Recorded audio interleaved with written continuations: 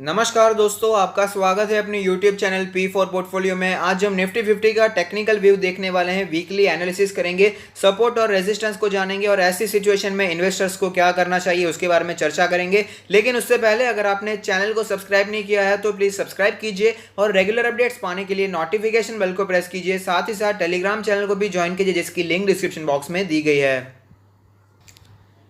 तो सबसे पहले निफ्टी 50 का पी रेशियो देख लेते हैं। तो आप देख पाएंगे 4 सितंबर 2020 को हमें 32.49 का पी रेशियो दिखाई दे रहा है। अभी भी इतनी गिरावट हो चुकी है मार्केट में, 11,800 के लेवल पर ऑलरेडी पहुंच चुका था निफ्टी 50, लेकिन उसके बाद अच्छी खासी गिरावट देखने को मिली। उसके बावजूद यहाँ पर पी रेशियो हमें यहाँ पर इतना ज़्यादा नीचे जाता हुआ नजर नहीं आ रहा है। अगर आप समझ रहे हैं कि यहाँ पर ओवर वैल्यूएशन खत्म हो चुका है तो ऐसा नहीं हुआ है। अभी भी पीई रेशियो 32 से ऊपर ही चलता हुआ नजर आ रहा है। तो यहाँ पर अभी भी खतरे की घंटी बज रही है, ज्यादा यहां पर निश्चिंत होने की जरूरत नहीं है। ऊपर से यहां पर हमें यूएस मार्केट्स में भी गिरावट देखने को मिले तो थोड़ा सा अलर्ट हो जाने की जरूरत मुझे दिखाई देती है। अगर बात करें यहाँ पर F I I D I आई के बारे में तो आप देख पाएंगे मंथ टिल डेट में हमें यहाँ पर एफ आई आई ने 404 करोड़ का माल बेचा है। अगर बात करें डी आई आई के बारे में तो 1769 करोड़ का माल यहाँ पर हमें नेट यहाँ पर बिकवाली देखने को मिल रही है। तो आप समझ सकते हैं एफ आई आई और डी आई आई दोनों ही यहाँ पर नेगेटिव जाते हुए हमें फिलहाल नजर आ रहे हैं।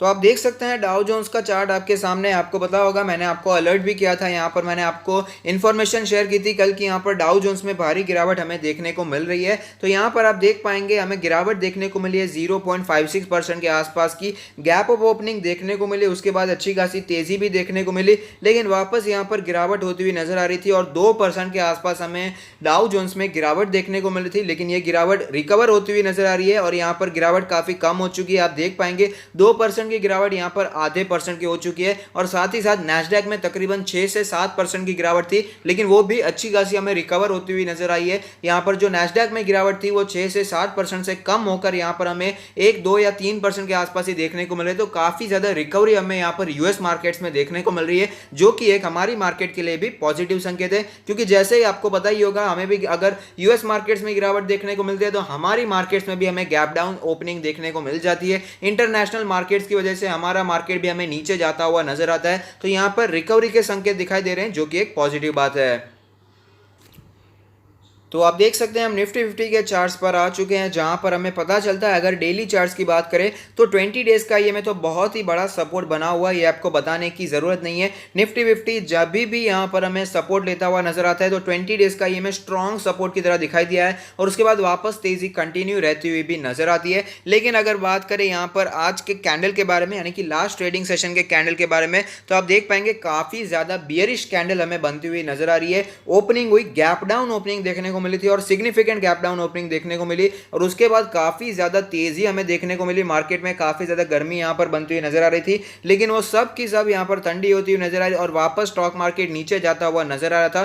थोड़ा सा रिकवर हुआ, लेकिन यहां पर जो ओपनिंग प्राइस था उससे नीचे ही क्लोजिंग देखने को मिल रही है, इसीलिए आपको यहां पर रेड कैंडल देखने को मिल रही है। रिकवरी इतनी शानदार दिखाई दी थी, लेकिन वो सारी रिकवरी खत्म हो गई और वापस स्टॉक मार्केट हमें नीचे जाता हुआ नजर आ रहा था। और जो इंपॉर्टेंट सपोर्ट है फिलहाल का 20 डेज का ईएमए 11,382 का, उससे भी नीचे ही हमें क्लोजिंग देखने को मिली है। क्लोजिंग है 11,333 के लेवल के आसपास, लेकिन पहले भी ऐसा हो चुका है। आप देख पाएंगे यहां पर भी हमें गिरावट देखने को मिली थी और निफ्टी 50 20 डेज के ईएमए के नीचे चला गया था। लेकिन मैंने पहले भी आपको कहा है और अब भी वही कहूंगा, कंफर्मेशन के लिए जो नेक्स्ट ट्रेडिंग सेशन है यानी कि मंडे का दिन, अगर मंडे को भी गिरावट देखने को मिलती है, गिरावट कंटिन्यू रहती है और 20 डेज के ईएमए के नीचे ही क्लोजिंग देखने को मिलती है, तो हम मान सकते हैं कि यहां पर और भी गिरावट हमें स्टॉक मार्केट में देखने को मिल सकती है। अगर बात करें यहां पर इंडिकेटर्स के बारे में तो आरएसआई का नंबर कैलकुलेट होकर आता है 50.9। तो आप देख पाएंगे यहां पर काफी ज्यादा वीकनेस हमें फिलहाल देखने को मिल रही है। काफी पीक पर पहुंच चुका था, उसके बाद काफी तेजी से हमें आरएसआई नीचे आता हुआ नजर आ रहा है, स्टॉक मार्केट भी गिरता हुआ नजर आ रहा है, जिसमें कई सारे रीजन हमें देखने को मिल रहे हैं।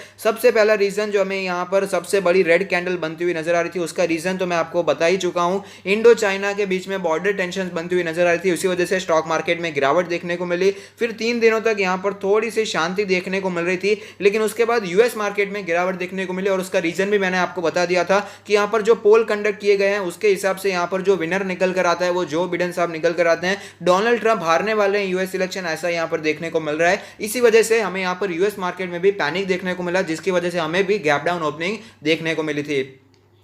अगर बात करें कुछ और इंडिकेटर्स के बारे में, तो एमएससीडी की अगर बात करें तो आप देख पाएंगे एमएससीडी में जो डेली चार्ट्स पर सिग्नल बनते हुए नजर आ रहे हैं, यहाँ पर हमें एक बियरिश क्रॉसओवर देखने को मिल रहा है। आप देख पाएंगे काफी समय पहले भी एक बियरिश क्रॉसओवर देखने को मिला और अच्छी खासी लंबे समय तक ये बियरिश क्रॉसओवर चलता हुआ नजर आया था और उसके बाद बुलिश क्रॉसओवर हुआ जरूर, लेकिन वो ज्यादा दिन तक टिक नहीं पाया और वापिस बियरिश क्रॉसओवर कंटिन्यू रहता हुआ हमें नजर आ रहा है। अगर बात करें यहाँ पर बॉलिंजर बैंड के बारे में, तो आप देख पाएंगे बॉलिंजर बैंड के अपर बैंड के काफी ऊपर निकल चुका था stock market, gap up opening देखने को मिली थी, लेकिन उसके बाद गिरावट देखने को मिली और यहाँ पर आप देख पाएंगे मीडियन के भी नीचे फिलहाल हमें निफ्टी 50 ट्रेड करता हुआ नजर आ रहा है। मीडियन का लेवल है 11,402 का लेवल, अपर बैंड है 11,641 के आसपास का लेवल, लोअर बैंड है 11,163 के आसपास का लेवल। अगर बात करें यहाँ पर पिवट पॉइंट्स के बारे में, तो जो पिवट लेवल कैलकुलेट होकर आता है वो है 11,354 के आसपास का लेवल, जिससे नीचे हमें स्टॉक मार्केट ट्रेड करता हुआ नजर आ रहा है। अगर बात करें सपोर्ट्स के बारे में, तो पिवट पॉइंट के हिसाब से यहाँ पर 10,915 का सपोर्ट हमें दिखाई देता है।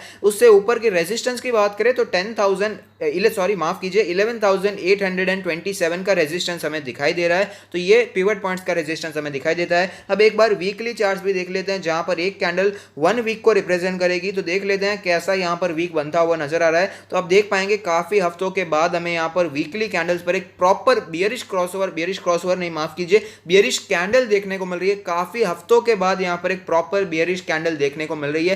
पहले जितनी भी रेड कैंडल्स हमें देखने को मिली थी वो इतनी ज्यादा सिग्निफिकेंट नहीं देखने को मिली थी, लेकिन आज यानी कि इस हफ्ते की जो कैंडल बनती हुई नजर आ रही है, आप देख पाएंगे यहाँ पर बियरिश एनगल्फिंग कैंडल देखने को मिल रही है। बियरिश एनगल्फिंग कैंडल क्या है, कैंडल स्टिक्स क्या होता है, ये अगर आपको जानना है तो टेक्निकल एनालिसिस की सीरीज जरूर देखिएगा, जिसकी लिंक मैंने आपको डिस्क्रिप्शन बॉक्स में दे दी है। तो यहाँ पर आप देख पाएंगे जो पिछले हफ्ते की कैंडल थी हमें ओपनिंग देखने को मिली, अच्छी खासी तेजी भी देखने को मिली थी और उसके बाद गैप अप ओपनिंग देखने को मिली। इस हफ्ते काफी ज्यादा ऊपर स्टॉक मार्केट खुलता हुआ नजर आया था, लेकिन उसके बाद हमें गिरावट ही देखने को मिल रही है। पिछले कैंडल को यहाँ पर ये खाती हुई नजर आ रही है, तो इसे ही कहते हैं बियरिश एनगल्फिंग पैटर्न। तो यहाँ पर इसे एज अ यहाँ पर नेगेटिव संकेत माना जाता है। हम कह सकते हैं कि इसके बाद हमें गिरावट देखने को मिल सकती है। हालांकि कंफर्मेशन के लिए एक और कैंडल हमें चाहिए, वीकली कैंडल भी चाहिए। तो यहाँ पर जैसे कि मैंने कहा मंडे का दिन काफ़ी ज़्यादा इंपॉर्टेंट रहने वाला है। यहाँ पर मंडे के दिन को हमें पता चलेगा कि क्या 20 डेज का ईएमए सिग्निफिकेंटली टूट पाता है या फिर वापस स्टॉक मार्केट रिकवर कर जाएगा, ये हमें मंडे को ही पता चलेगा। अब देख पाएंगे जब स्टॉक मार्केट में क्रैश देखने को मिला, उसके बाद सबसे पहली जो प्रॉपर हमें बियरिश कैंडल देखने को मिली है, इस हफ्ते की कैंडल हमें देखने को मिल रही है। तो ऐसे में इन्वेस्टर्स को क्या करना चाहिए, यहाँ पर हमें फोमो हो रहा है तो फोमो का क्या करें। यहाँ पर अगर आपने पैसे लगा दिए हैं तो उसके बारे में क्या करना चाहिए, उसके बारे में बात कर लेते हैं। तो यहाँ पर जैसे कि मैंने कहा, यहाँ पर वीडियो भी मैंने बना दिया है एक सुप्रीम कोर्ट का, यहाँ पर मॉरेटोरियम पर क्या डिसीजन आता है वो भी काफ़ी ज़्यादा इंपॉर्टेंट रहने वाला है। तो सितंबर 10 तक यहाँ पर हमें हलचल देखने को मिल सकती है। अगर सितंबर 10 को कोई नेगेटिव यहाँ पर हमें डिसीजन देखने को मिलता है तो स्टॉक मार्केट में हमें गिरावट भी देखने को मिल सकती है। तो ऐसी सिचुएशन में सबसे पहले अपने हाथ में कैश होना बहुत ही ज़रूरी है। तो यहाँ पर अगर आपके पोर्टफोलियो में कोई ऐसा स्टॉक है जो कि सिर्फ और सिर्फ लिक्विडिटी की वजह से भाग रहा है, मैं काफ़ी समय से आपको ये बता रहा हूँ, अगर कोई फंडामेंटली वीक शेयर है तो उसे प्लीज़ निकाल दीजिए अपने पोर्टफोलियो से। अगर आपको प्रॉफिट हो रहा है तो अच्छी बात है, उसका फायदा उठाइए। फंडामेंटली वीक शेयर्स में से निकल जाएंगे तो ही बेहतर रहेगा, क्योंकि फिलहाल की सिचुएशन बिल्कुल भी अच्छी नहीं है। आपको यहाँ पर पता है ग्राउंड रियलिटी क्या है, या आपको भी पता है और मुझे भी पता है। स्टॉक मार्केट हमें ऊपर दिखाई दे रहा है, उसका रीजन है यूएस के इलेक्शंस आ रहे हैं और इलेक्शन से पहले कोई भी नहीं चाहता कि यहां पर स्टॉक मार्केट में क्रैश देखने को मिले। और फेडरल रिजर्व ने इतनी ज्यादा लिक्विडिटी इन्फ्यूज कर दी है मार्केट में कि इंटरनेशनल मार्केट्स भी हमें काफी ज्यादा बूम करते हुए नजर आ रहे हैं, काफी ज्यादा ऊपर जाते हुए नजर आ रहे हैं। लेकिन इलेक्शन जैसे जैसे नजदीक आएगा ये सिचुएशन और भी गंभीर होती जाएगी, वॉलेटिलिटी और भी ज्यादा बढ़ती हुई नजर आएगी, उतार चढ़ाव बहुत ही ज्यादा बढ़ जाएंगे। तो ऐसी सिचुएशन में आपको बहुत ही ज्यादा संभल कर इन्वेस्ट करना चाहिए। उन्हीं स्टॉक्स में निवेश कीजिए जहां पर आपको वैल्यू दिखाई दे रही है। जो स्टॉक्स आपको अच्छे प्राइस पर मिल रहे हैं उन्हीं में इन्वेस्ट कीजिए, और खास करके किसी भी स्टॉक को चेस करने की कोशिश बिल्कुल भी मत कीजिएगा। और अगर आपको अपना पोर्टफोलियो हमसे रिव्यू करवाना है तो उसका लिंक भी हमने डिस्क्रिप्शन बॉक्स में दे दिया है। तो अगर आपको ये वीडियो पसंद आता है तो लाइक कीजिए, शेयर कीजिए, कमेंट कीजिए, सब्सक्राइब कीजिए और मुझे मोटिवेट कीजिए। Thank you, stay happy, happy investing.